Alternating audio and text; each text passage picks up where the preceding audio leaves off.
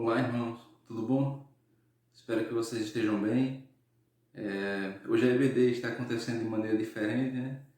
Infelizmente a gente não pode estar junto no templo para estudar a lição, estudar a palavra de Deus, mas estamos chegando a vocês por meio do vídeo, né? E graças a Deus por isso, que a gente pode de alguma outra maneira estar junto, estudando a lição e aprendendo mais do que Deus tem para nós. Irmãos, dando continuidade ao que a irmã Tássia já iniciou, a gente está estudando sobre a ordem social, que é um dos pontos da declaração doutrinária da Igreja Batista.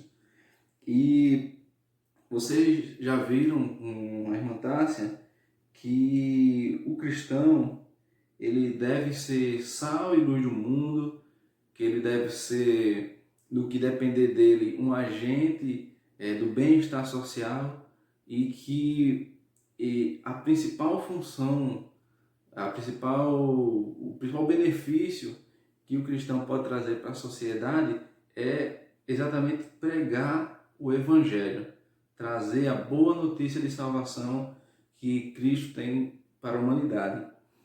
E no continuar da lição aqui, tem vários outros ensinamentos de como o cristão ele deve se portar em sociedade, de como o cristão deve viver. E a gente vai ler aqui. Se você tiver com sua lição, peço que você acompanhe. Caso não, que você ouça atentamente para que a gente possa tirar o maior proveito. Também vai ter algumas referências que a gente vai poder ler na Bíblia. A lição diz assim, irmãos: todavia, como cristãos, devemos estender a mão de ajuda aos órfãos, às viúvas, aos anciões, aos enfermos e a outros necessitados, bem como a todos aqueles que foram vítimas de quaisquer injustiças e opressões. Irmãos, em outras palavras, essa parte aqui da lição traz para nós, diz para nós que o cristão ele não deve viver aquém das pessoas, aquém das necessidades das pessoas. O cristão é alguém que deve se portar assim com as necessidades daqueles que precisam, que estão precisando, necessitando de alguma coisa. O cristão é aquele que dá a mão, o cristão é aquele que é misericordioso, que é bondoso, que é gracioso com as outras pessoas, porque ele mesmo já foi alvo desse amor, já foi alvo dessa graça, mediante a Jesus Cristo.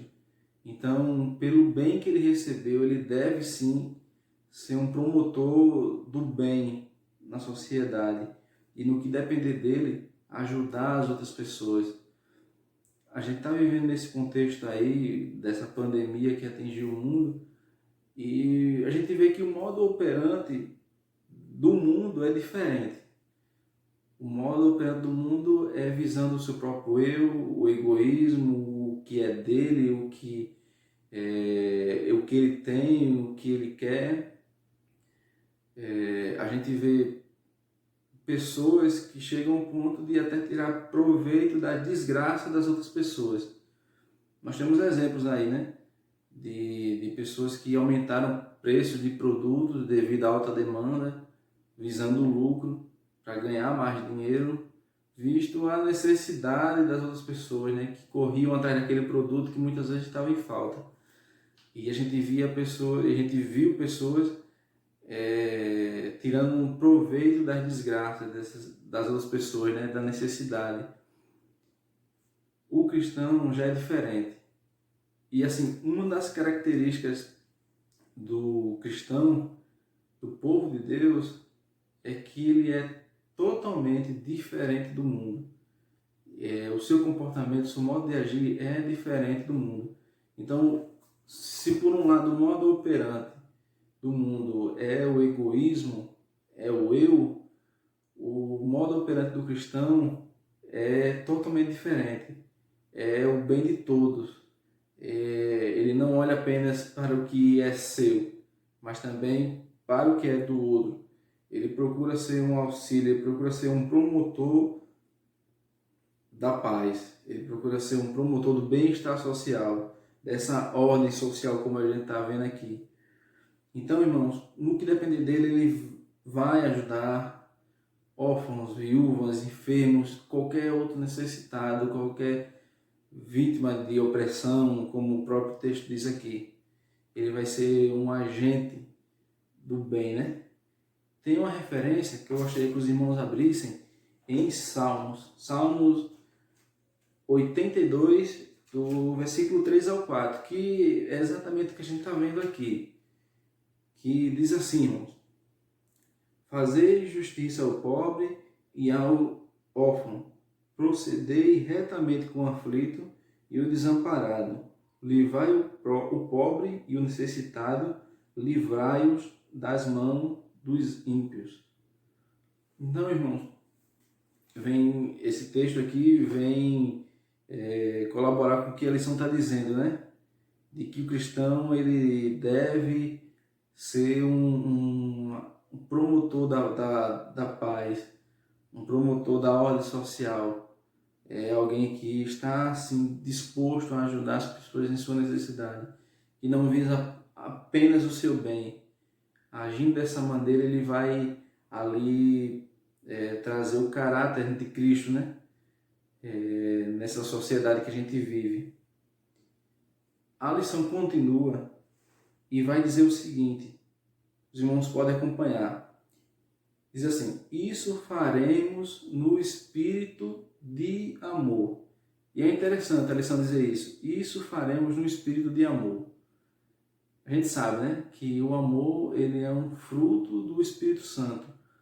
É algo que aflora na vida do crente, que foi regenerado, que foi salvo por Cristo e ganhou o Espírito Santo. À medida que o Espírito Santo começa a caminhar com o crente, ele vai produzir frutos na vida dele. E um desses frutos, se não o principal, é o amor. E é interessante que a lição diz: isso faremos no espírito de amor. Então, se a gente faz algo de bom, algo que beneficia o próximo, não fazemos isso pelos nossos próprios méritos. Fazemos isso no Espírito. É o Espírito Santo que está em nós, que faz isso em nós. Que faz com que a gente olhe para o necessitado e o ajude. Que faz com que nós sejamos esse promotor da ordem social, né? Então isso faremos no espírito de amor. E a lição diz: jamais apelando para quaisquer meios de violência ou discordantes das normas de vida expostas no Novo Testamento. Tem uma referência que vai de encontro ao que a lição diz aqui agora, que é em Filipenses capítulo 2. Filipenses capítulo 2, o versículo 3. Filipenses capítulo 2, versículo 3. Vai dizer o seguinte, que nada façais por contenda ou por vanglória, mas com humildade cada um considere os outros superiores a si mesmo. O cristão, ao fazer o bem, ao fazer algo, ele nunca deve fazer algo por contenda, para promover mais discussão, né, para mostrar, né, e nem por vanglória, para se autopromover. A gente acabou de ver aqui que isso faremos no espírito de amor. Então, se é algo que o Espírito Santo faz, não há mérito em nós, né? É algo que quem ganha o mérito é o Espírito Santo. Então, o cristão é alguém que não se vangloria dos seus atos, é alguém que não faz para ali aparecer os seus atos de bondade, de caridade, não. E o texto aqui vai nos dizer que é necessário que tenhamos um ato de humildade, que sejam humildes e se considerando não superiores a ninguém, né? Nesse mesmo capítulo aqui, nos versículos seguintes, vai dizer que é necessário que cada um de nós não olhemos apenas para o que é nosso, mas sim para o que é do outro, no sentido de ajudar o outro em sua necessidade. E vai completar aqui dizendo que é necessário que tenhamos em nós o mesmo sentimento que houve em Cristo Jesus, que, sendo Deus, tendo todas as prerrogativas, né, de ser Deus, não teve por usurpação ser igual a Deus. Não quis, né? Ele ali naquela cruz, ele abre mão e toma a forma de servo e se torna obediente até a morte, e morte de cruz, como diz o texto aqui. E Cristo, ele toma se esvazia de si mesmo e ali se torna um servo, né? E ali cumpre as ordenanças do Pai. Ele tem esse espírito de humildade. E Paulo aqui está dizendo aos Filipenses para que eles tenham também, e nós devemos ter esse espírito de humildade uns para com os outros, se tornando servos e fazendo isso no espírito de amor. É isso que a lição quer trazer para nós, para que a gente seja promotores da ordem social. Alguém que não espalhe o caos, que não espalhe o sentimento de que está tudo perdido, não. É alguém que tem, num tempo como a gente está vivendo, um comentário, uma palavra de consolo, um comentário equilibrado, uma palavra equilibrada, que orienta as pessoas, que não espalhe terror, mas que espalhe o amor de Cristo. Então, a lição está trazendo aqui, e parece que vem a casar com tudo que a gente está vivendo, que o cristão na sociedade ele deve ser um promotor do Evangelho de Cristo, do bem-estar social. E é esse Evangelho que vai trazer esse bem-estar social. E ele deve ser alguém que, por receber o Evangelho, ele transmite e transmite também os atos, as ações que o Evangelho faz na vida dele, que é atos de amor, atos de caridade com o próximo. Não apenas vendo o que é seu, mas também ajudando aqueles que têm necessidade. E assim sendo, mais uma vez, promotor do bem-estar, da ordem social. Irmãos, a lição ela encerra, né? E fica para nós os questionamentos, né? De como a gente está vivendo, de como a gente está sendo cristão nesse dia, né? Fica isso para nós. Que Deus nos ajude, que Deus nos fortaleça na sua palavra para que a gente venha a ser luz e sal nesse mundo perdido, né? Nesse mundo de trevas, sem sabor. Que a gente seja a luz onde a gente estiver e consiga pelo menos modificar o ambiente que a gente vive, né? E assim promover o Evangelho de Cristo para que mais pessoas conheçam Ele, e esse é o remédio para a cura da humanidade, né? O Evangelho, o Santo Evangelho. É isso que traz a cura para a humanidade.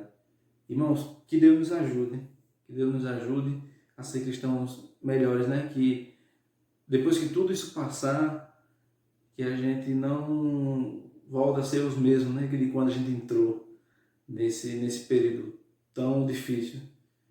Que a gente seja cristãos que tenha esse sentimento que Cristo teve de humildade, né? Que Deus nos ajude, meus irmãos. Gostaria de orar para encerrar a aula de hoje. Peço desculpa aos irmãos que não tenho muito afinidade com essa questão de câmera, de tudo, mas é necessário para que a gente possa, né, dar seguimento às aulas da EBD e que a gente em casa mesmo se fortaleça na palavra de Deus, no conhecimento da Santa Escritura. Irmãos, vamos orar, né? Vamos agradecer a Deus. Senhor nosso Deus, nosso Pai, a Ti agradecemos, Senhor, por tudo que o Senhor tem feito por nós. Mesmo sem merecer, Pai, a Tua graça nos alcançou, nos deu vida e, Senhor, que o Senhor nos ajude para que a vida que recebemos, Senhor, também consigamos passar para as outras pessoas. Que o Teu amor, Senhor, enche os nossos corações de maneira que transborde para as outras pessoas e que vejam, Senhor, também a necessidade de se converter a Ti, Pai, que é o único caminho, que é a única solução para esse mundo, Senhor. Nos fortalece, Senhor, nos orienta, nos ajuda nesses momentos difíceis de distanciamento social que estamos vivendo. Que o Senhor fortaleça a sua igreja, fortaleça, Senhor, nossa sala, no estudo da sua palavra, no estudo da lição, para que venhamos crescer, Senhor, e que esse momento seja um momento de reflexão, de análise de vida, para que a gente se torne cada dia melhor, Senhor. É isso que a gente pede e te agradece por perdão dos nossos pecados. E em nome do Teu Filho Jesus. Amém. Amém, irmãos.